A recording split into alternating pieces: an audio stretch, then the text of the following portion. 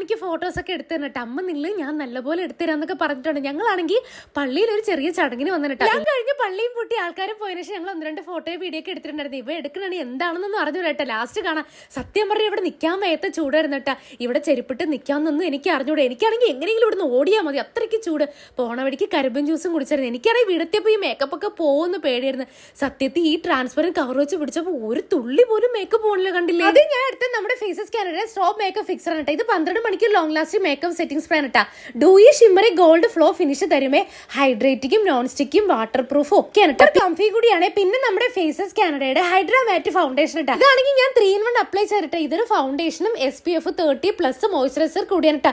Buildable coverage കിട്ടിയ പിന്നെ 24 മണിക്കൂർ ഹൈഡ്രേഷനും ഉണ്ട്. സൂപ്പർ കംഫി കൂടിയാണ് കേട്ടോ.